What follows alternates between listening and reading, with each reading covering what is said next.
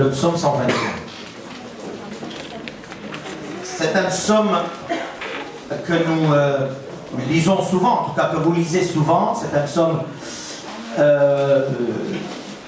que le peuple juif à l'époque lisait ou chantait pendant la période de Pâques.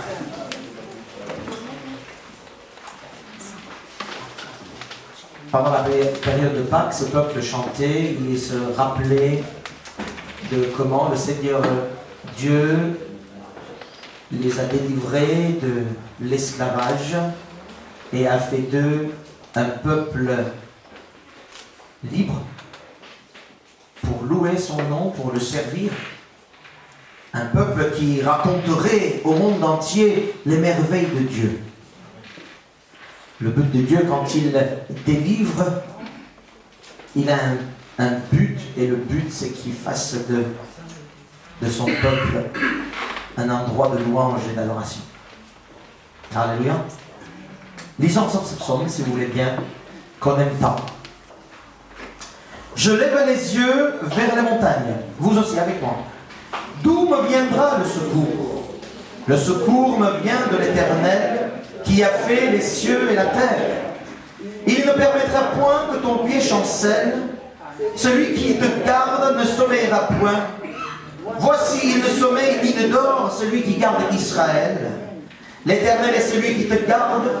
L'Éternel est ton ombre à ta main droite.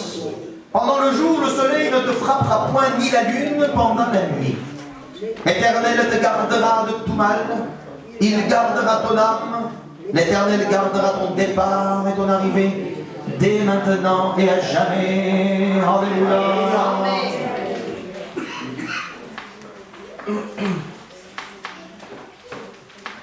Ça nous est arrivé, et ça nous arrive combien de fois, plusieurs fois en tout cas, dans notre vie, quand nous sommes devant des questionnements, devant des épreuves, devant des difficultés, devant les incompréhensions de la vie, devant les attaques, devant les maladies, devant toutes sortes de difficultés, ça nous arrive parfois de déclarer la chose suivante: d'où me viendra le secours?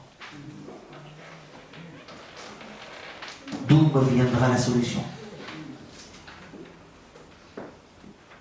D'où me viendra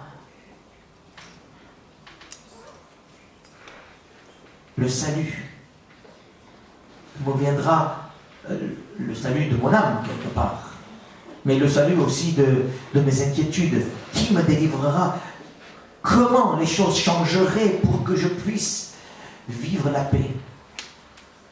D'où me viendra ce secours de là où je suis? Alléluia. D'où me viendra? D'où me viendra?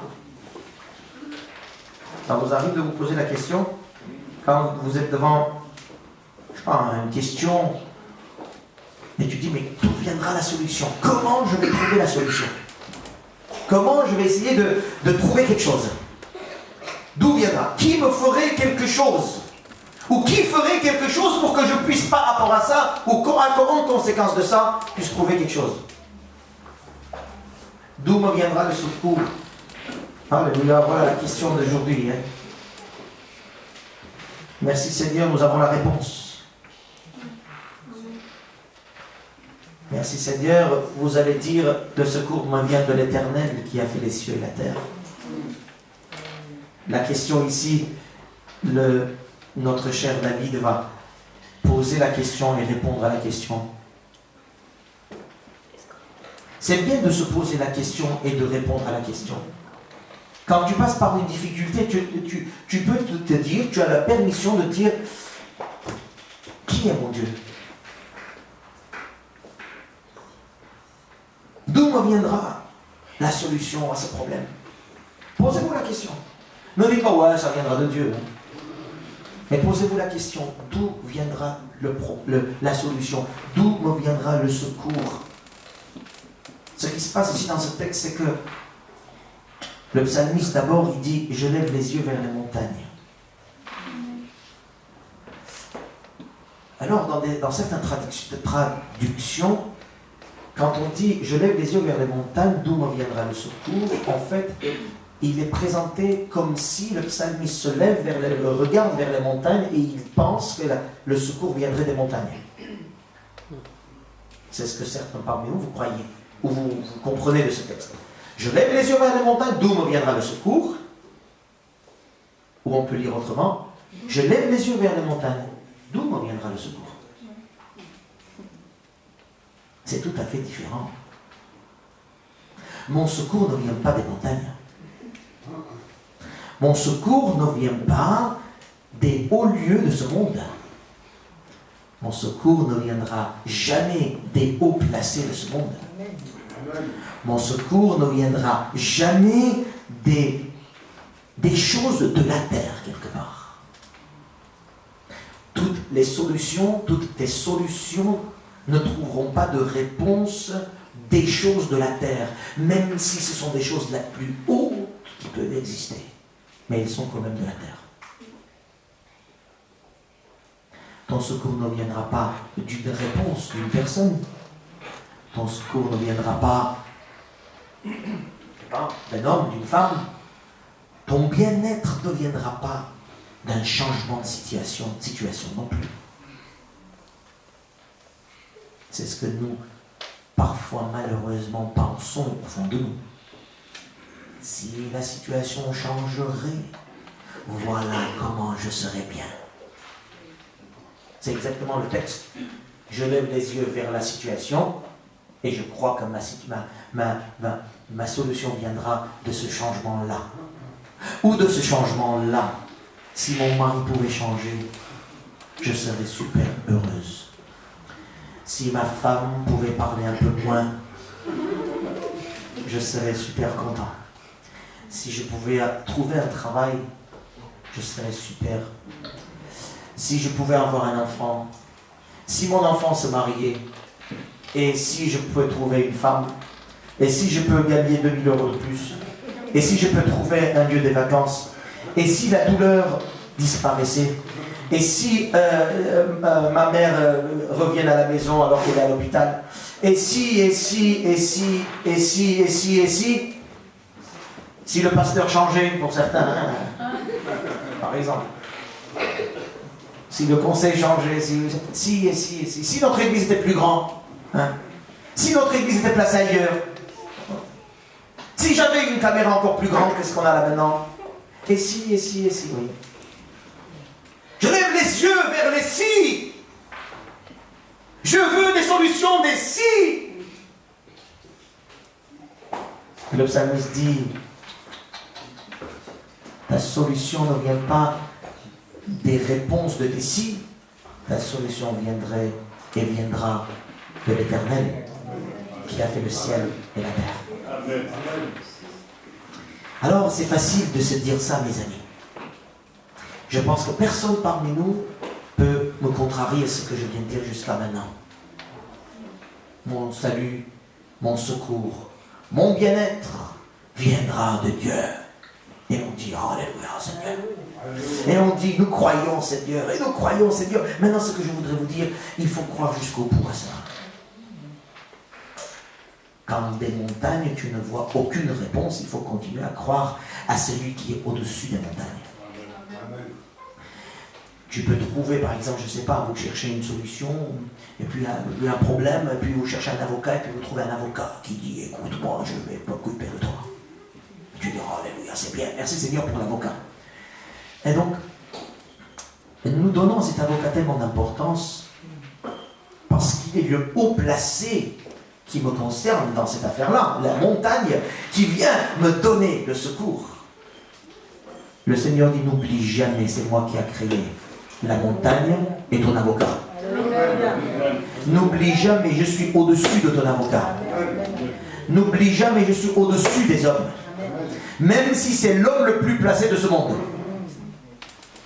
Je ne sais pas, l'homme le plus placé de ce monde, imaginez, je disais à la fille ce matin, je disais, imagine ce matin, l'Élysée nous demande d'aller rencontrer le président. Comment est-ce que tu t'habillais? Et moi? J'ai dit, on est en train d'aller voir le roi des rois ce matin. J'ai dit, habille-toi bien. Et moi aussi. Nous servons le roi des rois qui est au-dessus de toutes les montagnes, des plus hauts placés qui peuvent exister. Ne regarde pas et ne lève pas les yeux vers les montagnes, puisque tu es là-bas, il n'y a rien. Il y a juste la création de Dieu. Il y a des bonnes choses à la montagne pour ceux qui aiment marcher à la montagne et tout ça. Nous avons des professionnels de marche parmi nous qui vont marcher dans des heures sur les montagnes. Alléluia, on les bénit. Moi je ne comprends pas pourquoi, mais apparemment eux ils savent pourquoi. Apparemment c'est très beau. Hein? Tu vas marcher pendant 2 jours, hein? Et après tu vas dire, c'est beau, hein? Et puis tu descends. Voilà. Alléluia, les randonneurs, je les bénis, mais je ne comprends pas. Emmène-moi avec une voiture, en hélicoptère là-haut, que je puisse dire c'est beau et je descends.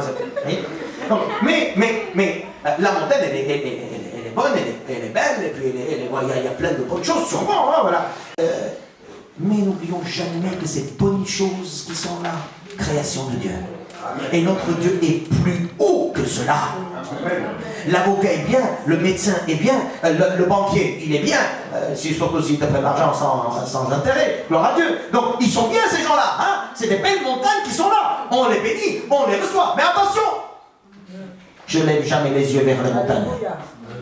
Mes yeux spirituels sont au-dessus des montagnes qui a fait les cieux et la terre. Il s'appelle l'Éternel notre Dieu. Alléluia!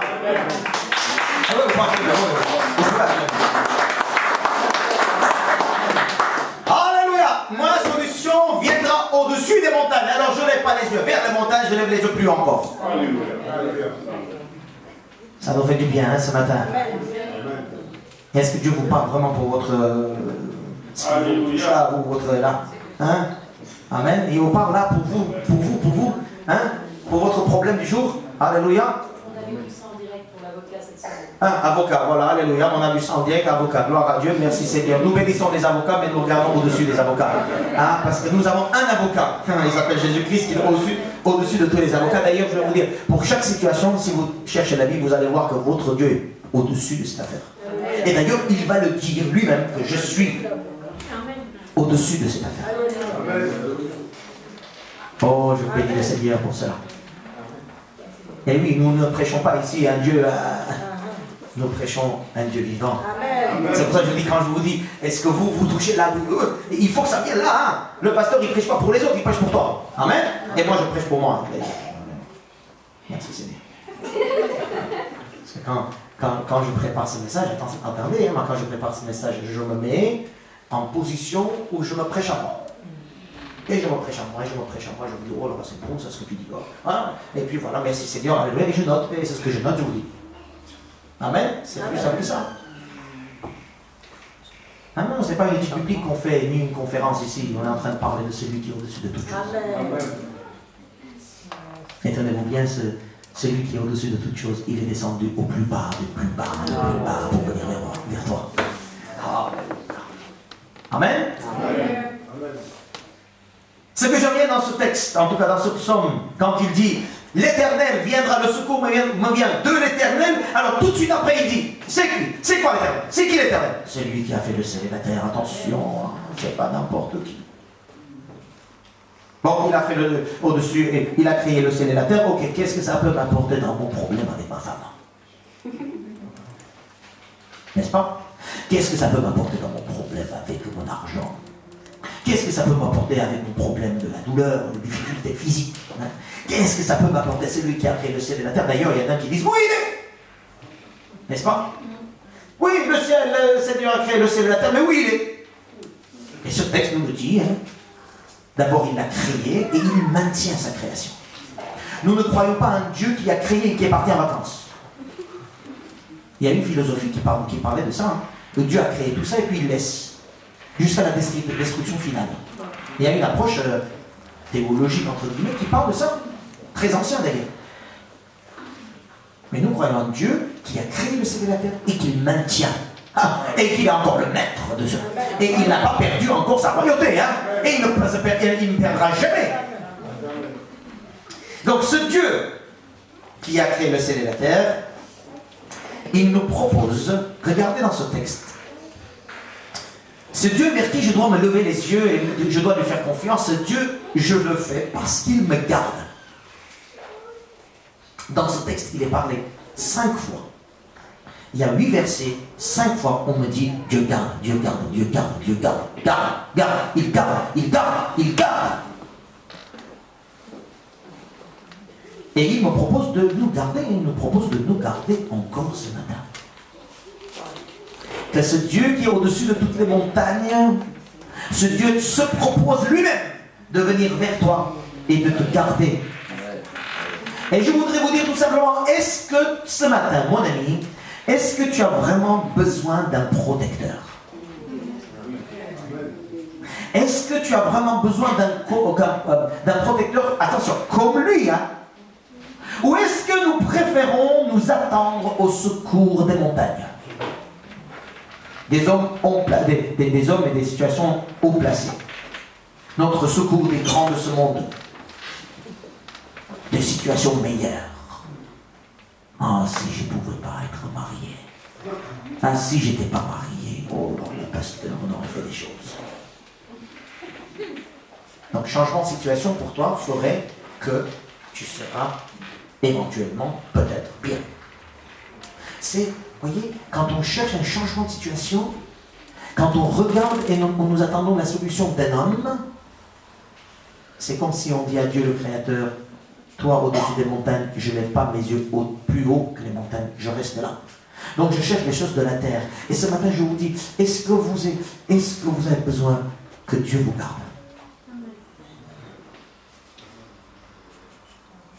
Alors je vais rajouter un mot. Est-ce que vous avez besoin que seul Dieu vous garde? Ça change tout. Hein? Que Dieu me garde en option, c'est très bien. Garde-moi, garde-moi, garde-moi, garde-moi. Et Dieu aussi garde. En attendant, c'est la même chose. Mais quand je dis, je ne veux pas que vous me gardiez, je veux que Dieu seul me garde, là, ça change beaucoup de choses. Amen. C'est différent. Hein? Et il faut être un peu plus fou. Hein? Disjoncter même. Pour dire que Dieu seul me garde. C'est que j'ai compris que moi-même, je ne peux même pas me garder. Ah, parce que je vais vous dire, hein, j'ai oublié de vous dire, oh oui, j'ai oublié. Pour vous dire que pour certains, leur montagne, c'est eux. Laisse-moi faire. Je sais faire. Je peux faire. Je connais. Tu vas voir.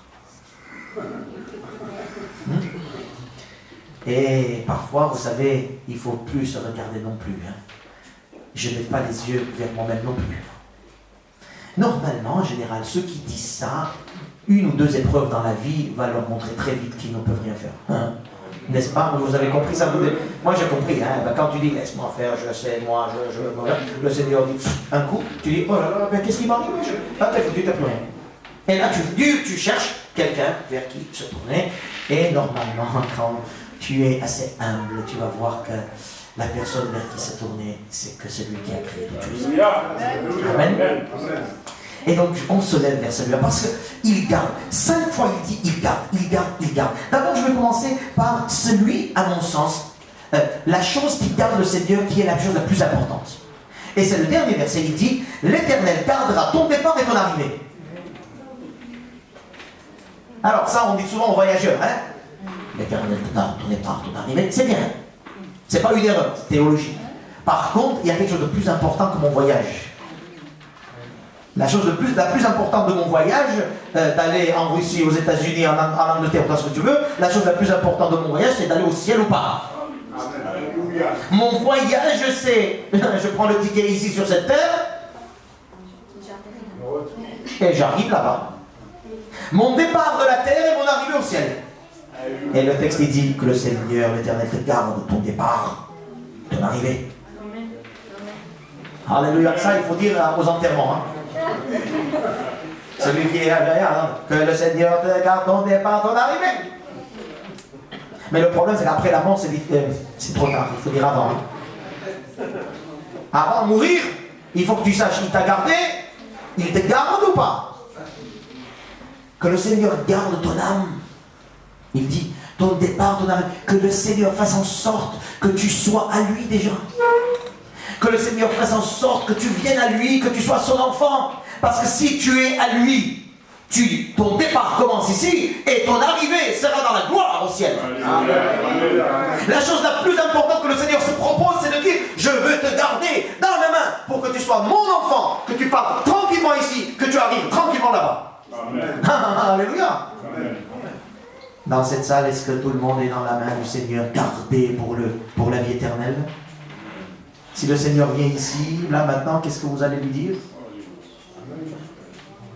Est-ce que le Seigneur a pris notre âme dans ses mains, dans ses bras? Est-ce que je suis à lui, il est à moi? Ce sont des questions qu'on peut se poser, mais il faut toujours répondre très vite après. Si oui, tu dis alléluia. La première chose que le Seigneur se propose pour moi, me garder mon âme, mon départ, mon arrivée, c'est fait. Tac, on clique par Jésus-Christ, notre Seigneur. N'oubliez jamais, hein, celui qui n'a pas Jésus-Christ, il n'est pas gardé dans la main du Seigneur. Je peux le dire ça? On est d'accord pour ça?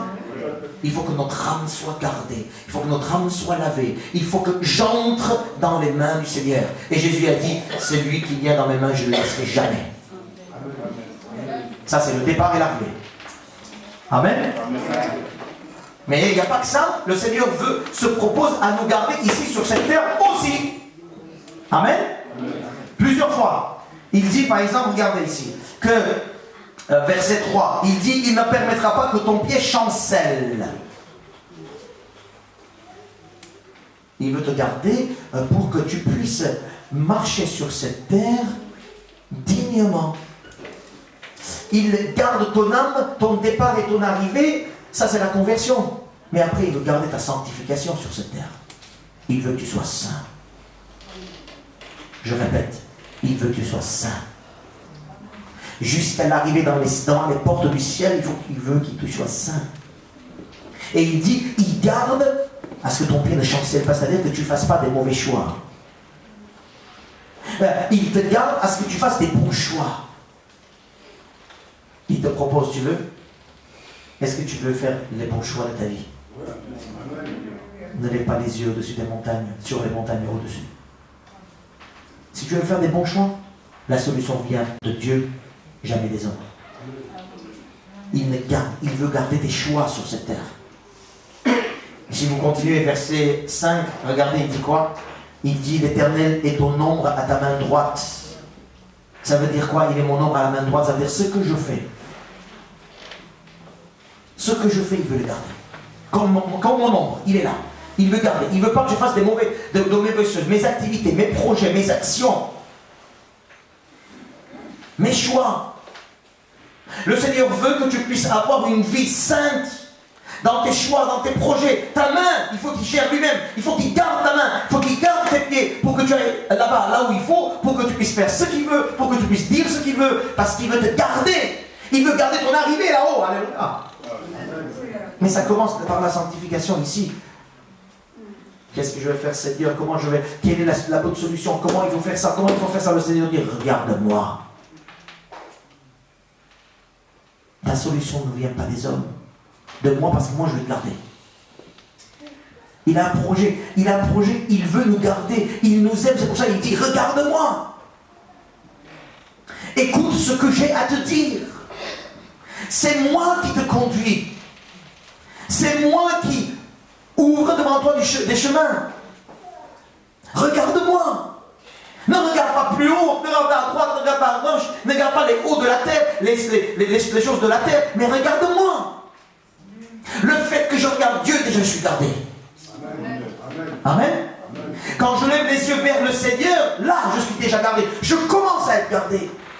Mais si tu lèves les yeux vers ton copain, vers ton bien amoureux, etc., et tu dis, tu oublies Dieu. On ne peut pas servir de maître. Hein. Amen. Amen. À un moment donné, il faut qu'on sache que si je veux être gardé par Dieu, je dois regarder qu'à Dieu. Amen. Parce qu'il me garde.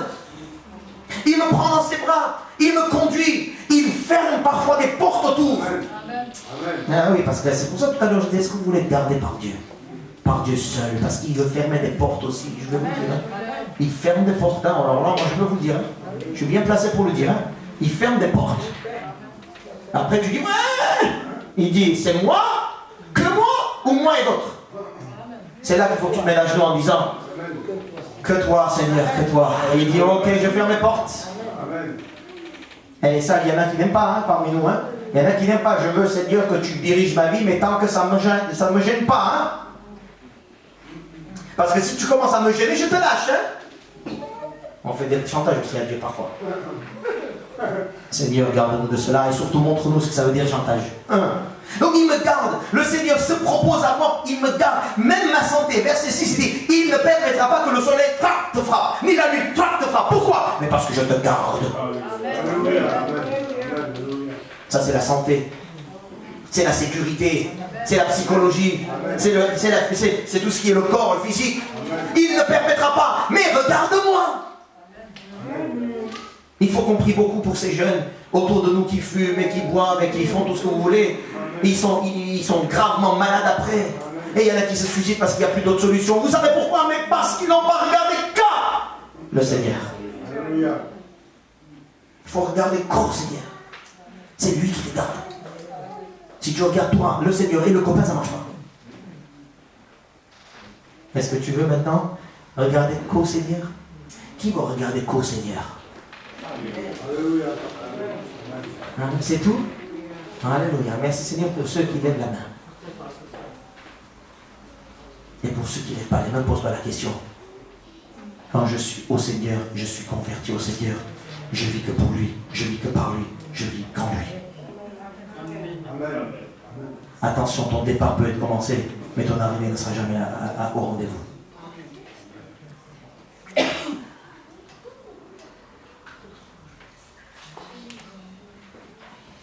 Ce que j'aime bien ici, au centre de ce verset, de ce chapitre, voici, il dit, il ne sommeille ni ne dort celui qui garde Israël. Alors je me pose la question, tout ce texte c'est pour Israël. Alors je dis, oh bon, c'est pas pour moi. Je suis pas Israël. Je suis pas juif. Mais après tu réfléchis un petit peu à la parole de Dieu.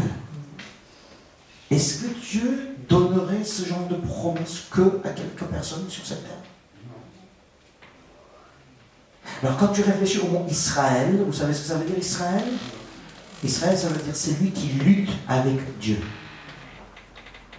Ça veut dire quoi? Ça veut dire que Dieu est en train de dire, je te garde, je suis ton protecteur, je suis celui qui viendra tout le secours pour toi. Mais il faut que tu luttes avec moi. Il faut que tu sois mon Israël. Il faut que tu sois un combattant. Croiser les bras et s'asseoir que le Seigneur fasse des choses pour toi, ça ne marchera jamais. Il faut que tu sois combattant de Dieu. Je veux, Seigneur.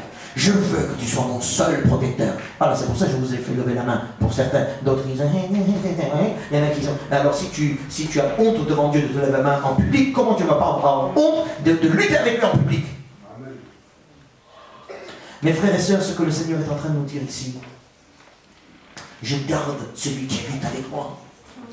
Parce que lui, il a compris que sa protection ne vient pas des montagnes. Sa protection viendrait au-dessus des montagnes. Et pour lever les yeux un peu plus haut que les choses de la terre, il vous faut une dose. Une dose de volonté, une dose de foi, une dose de combat, une dose de je sais pas quoi. Il faut que vous soyez zélés. Tu ne peux pas être une personne qui se vexe pour chaque chose. Il y en a qui se vexent, il m'a regardé comme ça, il oublie. Nous, pour regarder les yeux un peu plus haut, il faut qu'on sache monter au-dessus des montagnes.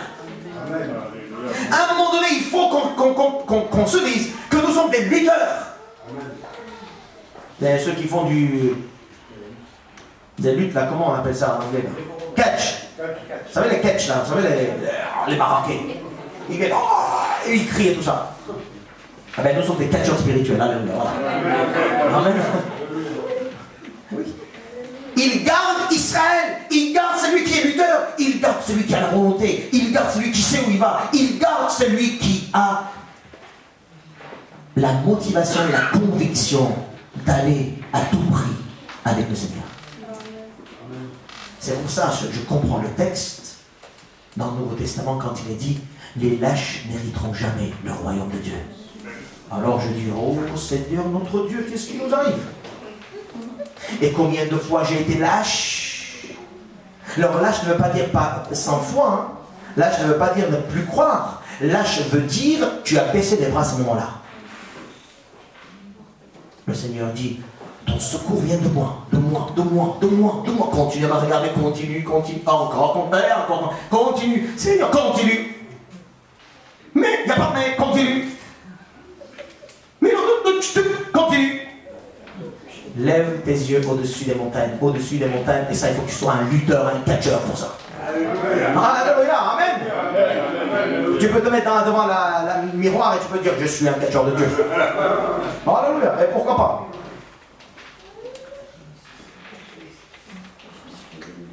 Ce que j'aime bien des catcheurs, moi je ne regarde pas beaucoup, ça m'énerve ce truc, parce que c'est que film, hein, c'est artistique, il n'y a rien de vrai. Mais ce que j'aime bien parfois, quand les deux catcheurs montent sur le ring, ils font ça, ils se regardent, ils font ça. Vous avez vu ça? Ils se regardent, ils disent, tu vas voir. L'autre dit, tu vas voir. Voilà, et puis après ils s'attaquent. Et oui, quand tu es devant des hauts de cette montagne, sur cette terre, il faut que tu regardes la montagne, tu dis, tu vas voir ce que je vais te faire. Je n'accepte pas ce que tu me dis. Je ne dirai pas oui à tout ce que le monde me propose. Je ne dirai pas oui à tout ce que le monde m'offre. Je vais dire non. Et ça c'est pour les relations aussi parfois. Hein. Il faut que tu choisisses tes relations. Hein.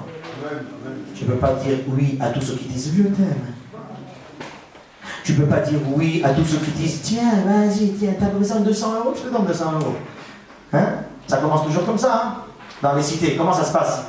Hein? Le gars, il a rien dans la poche et l'autre, il vient, il dit tiens, je te donne 100 €. 100 €? Ah bon, ouais, mais juste ça, emmène ce petit paquet là-bas. Hein? C'est la drogue, hein? Emmène ce petit paquet. Et le gars, il dit c'est excellent, excellent. J'amène ce paquet là-bas, 100 € dans la poche, alors que pendant 2 mois, j'attendais à ma mère qui me donne 20 €, elle ne m'a pas donné. Et oui, ça commence comme ça toujours comme ça. Le monde va dire tiens, tu veux ça? Tiens. Hein? Il y a des jeunes qui disent il faut que je sois belle, il faut que je sois belle, il faut que je sois belle, les autres ne me regardent pas. Il y en a un qui va dire tu es belle et tu vas tout donner pour ce gars. Il donne toujours une petite sucette au début, hein?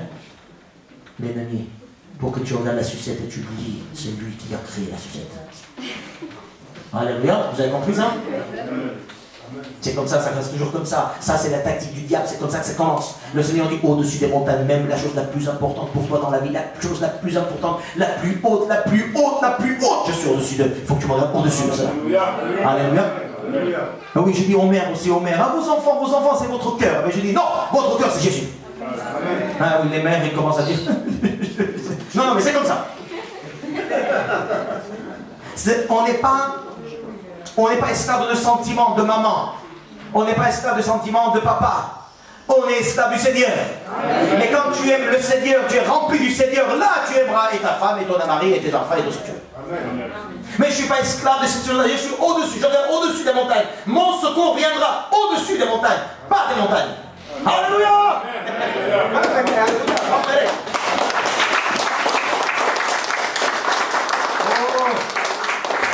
Dieu cherche des Israël, mes frères et sœurs. Dieu cherche des Israël, des croyants, des lutteurs, de ceux qui sont partenaires avec lui. Amen.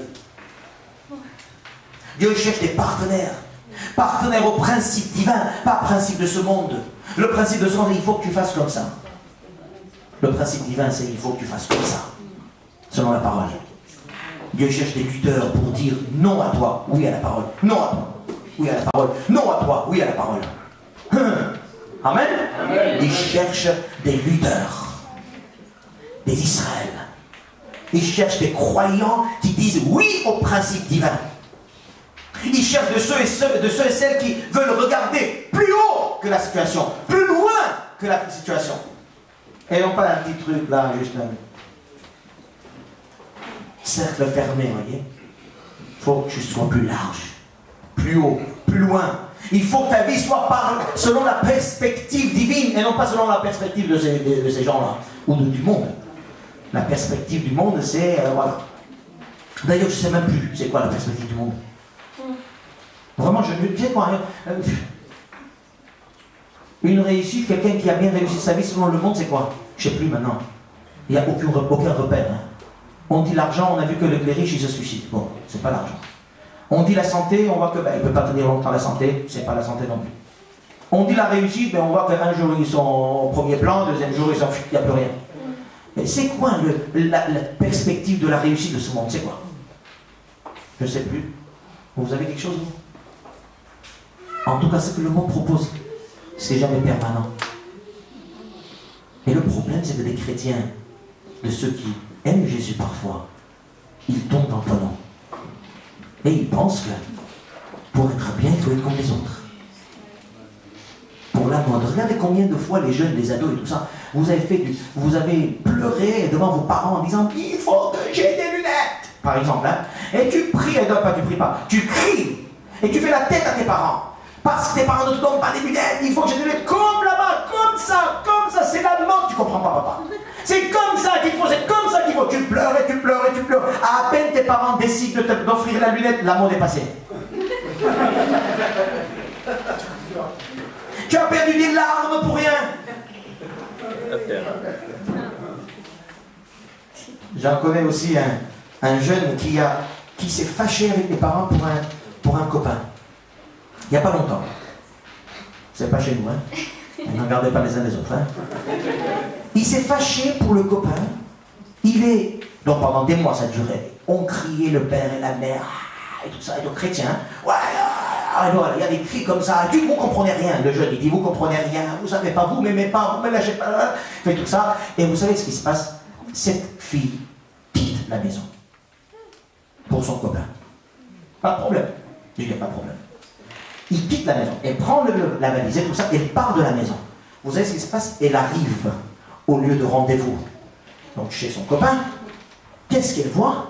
Le copain est avec quelqu'un d'autre, déjà. Et le copain dit, c'est pas ce que tu crois. Et cette fille, elle est restée, alors heureusement que les parents, ils ont réagi comme il faut. En disant, viens ma fille, viens rentrer à la maison. Tu as compris ta leçon? Parce qu'il y a des parents, à ce moment-là, ils peuvent dire je ne veux plus te voir, sors. Et cette fille, qu'est-ce qu'elle peut devenir? Je vous laisse deviner. Comprenez? Mes frères et sœurs, parfois on se casse, on fait des gueules, on fait des guerres, on fait tout ce qu'on veut pour faire un truc. À peine tu as ça, tout ça change. Il n'y a aucune perspective de ce monde, il n'y a rien qui tient permanent, il n'y a que Jésus-Christ qui est le même hier, aujourd'hui, éternellement. Alléluia, vous comprenez ce qui se passe? C'est pour ça qu'il ne faut pas que je regarde, il ne faut pas que j'attende des secours de ces hauts de montagne, il faut que j'ai mon secours du Seigneur, au-dessus celui qui a créé le ciel et la terre, parce qu'il garde mes pieds, il garde mes jambes, il garde mes mains, il garde ma pensée, mon âme, et il me garde. C'est ce Dieu qui se propose à moi chacun d'entre nous. Amen. Alléluia. Et il cherche de ceux qui disent ok, amen, ok, Seigneur, toi, d'abord, toi, oui, Seigneur, il se moque de moi, mais c'est toi. Il me dit ça, mais c'est toi. Oui, Seigneur, toi. Il cherche des lutteurs, mes frères et sœurs. On est parfois des lutteurs pour des choses qu'on aime, mais on n'est pas des lutteurs pour le Seigneur et pour la parole du Seigneur. Je vous assure, chacun d'entre nous, vous pouvez faire des choses extraordinaires. Vous pouvez casser des murs avec la force que vous avez. C'est beau ça, parce que quand on a une volonté, on peut faire plein de choses. Mais le problème, on utilise mal cette volonté. Dieu cherche les Israël pour qu'il les garde. Alléluia. Le Seigneur dit dans Amos chapitre 5, verset 4-6.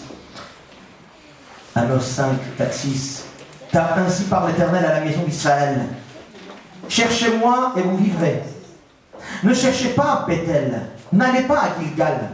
Ne passez pas par Beersheba. Car Gilgal sera captif. Bethel deviendra une ruine. Cherchez l'Éternel et vous vivrez. Bethel, Gilgal, Beersheba, c'était des villes riches de l'époque. Et le Seigneur dit, n'allez pas me chercher là-bas. Eux, ils vont être captifs. Ils vont être détruits. Dans quelques temps, c'est une question de temps. Cherchez-moi et vous vivrez. Je lève les yeux vers les montagnes. D'où me viendra le secours? Le secours me vient de l'Éternel qui a fait le ciel et la terre. Il ne permettra pas que tu chancelles, que tu tombes, Il ne permettra pas. Alléluia. J'avais un exemple à partager avec vous, mais peut-être je ne vais pas le faire, ou je ne sais pas. Je fais ou pas? Je prêche un peu. L'exemple de Jean 5. L'exemple de ce paralytique. Allez. Jean 5, paralytique. C'est handicapé.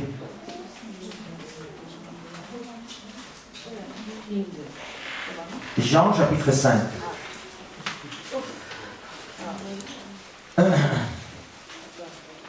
Je vais lire quelques versets. À partir de verset 2. Jérusalem, près de la porte des brebis, il y a une piscine qui s'appelle en hébreu Bethesda. et qui a 5 portiques. Bethesda veut dire maison de miséricorde. Et qu'il a 5 portiques. Sous ces portiques étaient couchés un grand nombre de malades, des aveugles, des boiteux, des paralytiques, qui attendaient le mouvement de l'eau, car un ange descendait de temps en temps dans la piscine et agitait l'eau. Et celui qui descendait le premier, après que l'eau avait été agitée, était guéri, quelle que soit sa maladie.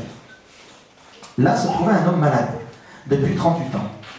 Et Jésus, l'ayant vu couché, sachant qu'il était déjà malade depuis longtemps, lui dit: veux-tu être guéri? Le malade lui répondit: Seigneur, je n'ai personne pour me jeter dans la piscine quand l'eau est agitée, et pendant que j'y vais, un autre descend avant moi. Lève-toi, lui dit Jésus, prends ton lit et marche. Aussitôt, bien sûr, cet homme fut guéri, etc., etc.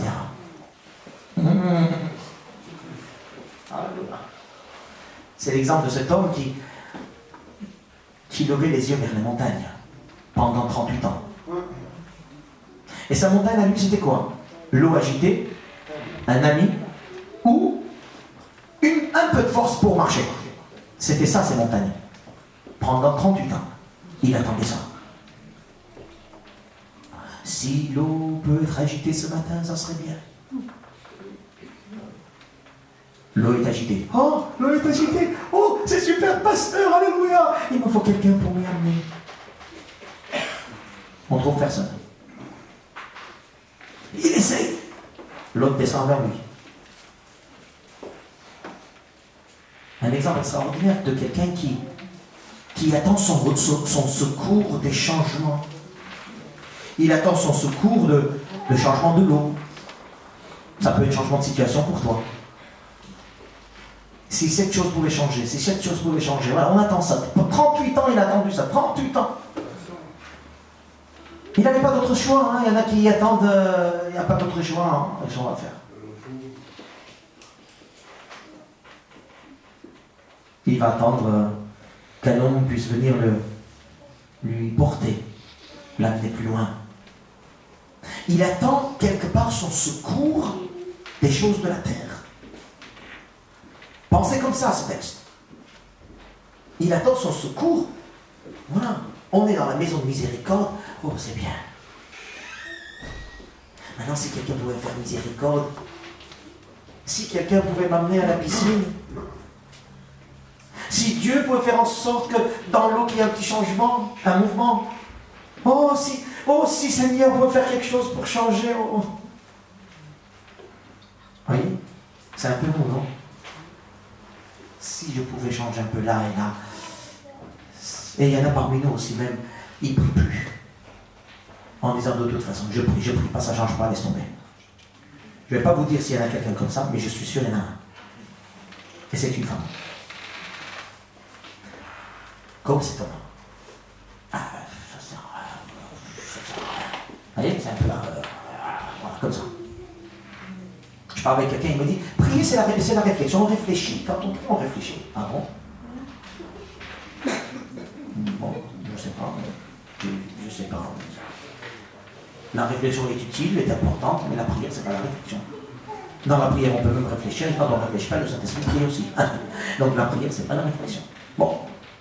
Alors là, on est dans cette situation, si on pouvait changer, et puis s'il n'y a rien qui change, on y laisse tomber. C'est un peu comme cet homme où, dans ce mouvement où il n'y a personne qui vient relever cet homme, il y en a un qui arrive.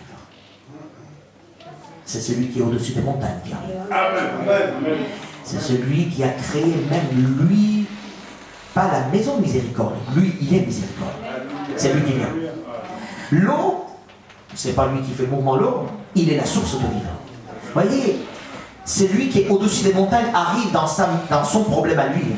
Alors que ses regards sont là, mouvement d'eau, un homme qui veut venir le chercher, et si je pouvais avoir un peu plus de force, vous voyez, parfois c'est nous, on est là, on est autour de nous, et le Seigneur dit, c'est lui qui est miséricorde arrive. Alléluia. La Bible nous dit que le Seigneur, ayant vu, il a vu, 38 ans, il a compris, il a connu que cet homme avait maladie de 38 ans, il voit, il comprend, il s'approche, et il lui pose une question, est-ce que tu veux être guéri? Quelle bizarre question. de la part d'un Jésus qui est au centre, à l'hôpital même. C'était l'hôpital là-bas, hein, une sorte d'hôpital. Imagine, tu vas à l'hôpital, quelqu'un qui est comme ça, est-ce que tu veux être guéri? Mais il t'envoie ça, c'est pas bouche là, il t'envoie sur ta tête. Ce que Jésus est en train de dire, est-ce que tu veux être guéri par un autre moyen?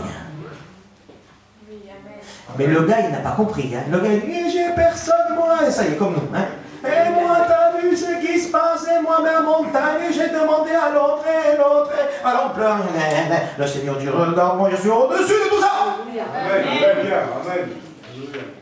Est-ce que tu veux être guéri? Est-ce que tu es un lutteur avec moi, hein? Si on le met avec le psaume 121, est-ce que tu es un lutteur avec moi? Est-ce que tu veux que je vienne? Est-ce que tu veux que moi j'intervienne d'une autre manière de te faire penser? Parce que toi, tu penses à l'autre, si ma femme pouvait faire ça, si mon banquier pouvait faire ça, si l'autre pouvait faire ça, toi tu regardes les autres, hein? Alors, tu regardes le changement d'eau, tu attends comme ça pendant des heures le changement d'eau. Voyez, vous attendez le changement des autres, hein? Ou des situations où le Seigneur dit, est-ce que tu veux vraiment un changement en fait? Ou est-ce que tu te sens bien dans ton handicap? Qui se sentirait bien dans son handicap? Mais oui, parfois parmi nous, on aimerait bien être des victimes de l'affaire.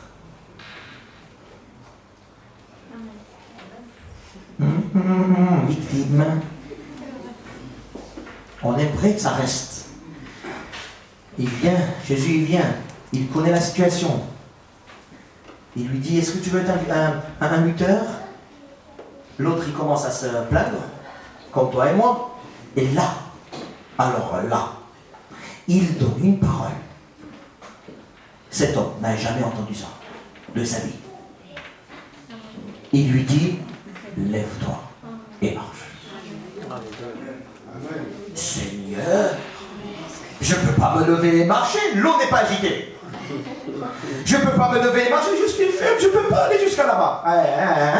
Je ne peux pas me lever et marcher parce que Seigneur, quand même. Nous pensons que Dieu va intervenir par les moyens que nous pensons. Ah bon? Et le Seigneur vient et dit, je te donne une parole illogique. Une parole pas du tout compréhensible. Une parole que tu ne comprendras pas. Une parole qui n'est pas dans tes raisonnements. Une parole où tu ne peux pas... Tu n'avais jamais pensé d'ailleurs. Je vais te donner une parole divine. Ça s'appelle une révélation. Alléluia. Quand le Seigneur dit, est-ce que tu veux que ton secours vienne que de moi? Tout à l'heure, nous avons dit, est-ce que nous voulons que Dieu seul nous garde? Seul.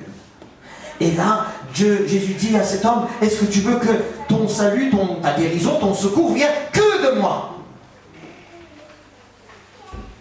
Voilà la question que le Seigneur vous pose. Est-ce que tu veux que le secours vienne que de moi? Réfléchis bien. Parce que si c'est que de lui, beaucoup de choses n'auront plus le sens d'exister encore en fait.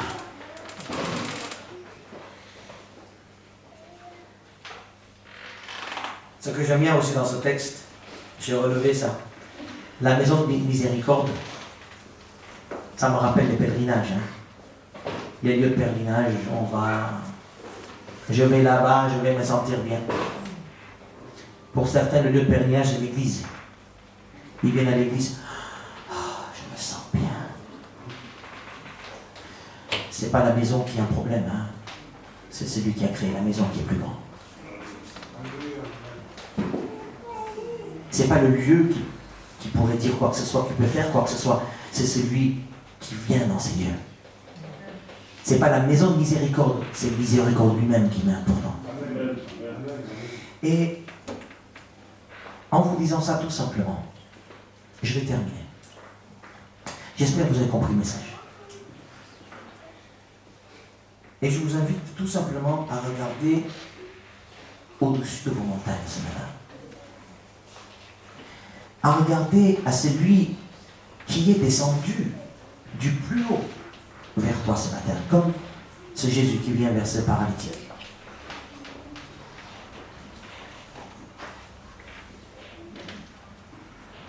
Notre secours spirituel, notre secours matériel, notre secours psychologique, notre secours, notre équilibre, notre harmonie vient que de lui. Que de lui. Que de Jésus. À condition, je donne quand même à condition, que je reçois sa révélation illogique. Je n'ai pas beaucoup de temps à développer cet homme paralytique. Quand Jésus dit « lève-toi et marche », c'est une révélation de Dieu, ça. Ce n'est pas humain. Ce n'est pas une révélation humaine. C'est le principe divin qui arrive dans son principe humain à ce gars. Et Dieu, il veut nous donner une révélation divine. Et la révélation divine, c'est le principe divin. C'est la parole de Dieu. Est-ce que je veux être un Israël, un lutteur, qui accepterait la révélation divine pour dire et pour lutter contre soi-même souvent, de dire que je regarderai plus haut que la montagne. Mon Dieu est plus haut que toute autre chose. Je veux être gardé, mon âme va être gardée par lui. Mes choix seront gardés par lui. Mes projets seront gardés par lui. Mes réflexions seront gardées par lui, parce que je suis un lutteur. Je vous y encourage. 38 ans, le Seigneur vient. 48 ans aussi. 10 ans aussi. Quelques mois aussi. Il vient, il te dit, est-ce que tu veux une révélation divine?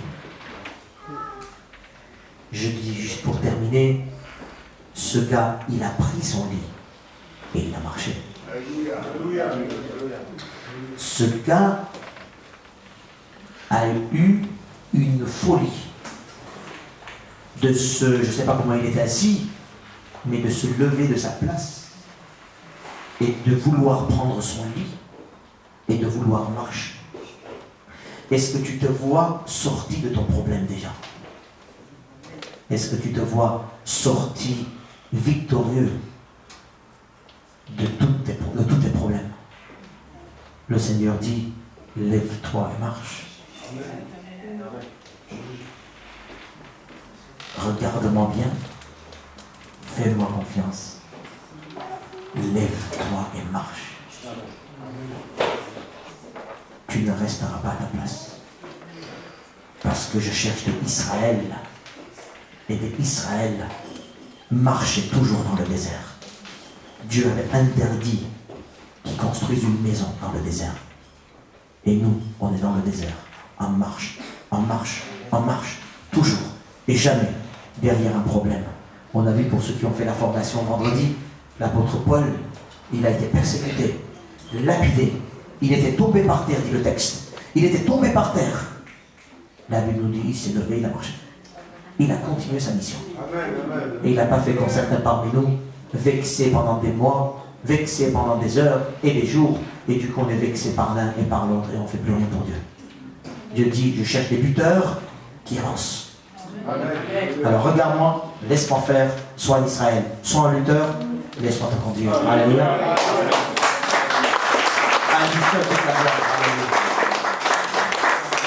Merci Seigneur. Est-ce qu'on peut prier? Voilà, je vous demande de vous lever. Du coup, pour ceux qui veulent se lever. Alléluia. Pour ceux qui veulent se lever.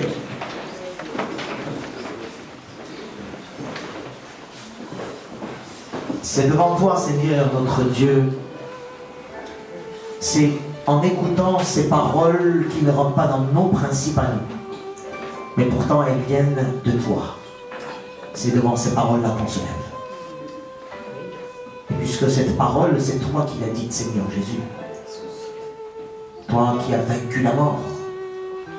Toi qui as eu la victoire sur toutes choses. Et toi qui viens vers nous ce matin. En sachant ce qu'on est, qui on est. En sachant et connaissant nos problèmes. tu nous dis, est-ce que tu veux me regarder? Est-ce que tu veux que je sois ton seul secours? Et à cette question, je réponds oui. Oui, oui Seigneur, oui. Pas de prétexte. Je ne veux ni parler de l'un ni de l'autre. Je ne veux pas te présenter des agissements d'eau. Je ne veux pas te présenter des situations. Je veux te dire tout simplement oui. Oui, oui, oui, oui, oui, je veux que tu viennes. Je veux te regarder toi seul, qui est au-dessus de toutes les montagnes. C'est à toi de faire ton travail. À moi de te suivre. À moi de t'aimer. Merci pour l'amour. Merci pour la croix. C'est par la croix, Seigneur, où tu as gardé mon âme un jour. Et jusqu'à entrer dans ton ciel, mon âme sera gardée par toi. Merci pour le sang que tu as payé le prix fort afin que moi je sois ton enfant. Et que je sois gardé par ton sang jusqu'à ton retour. À toi seul toute la gloire et toute la louange, maintenant et au siècle des siècles. Alléluia. Amen et Amen.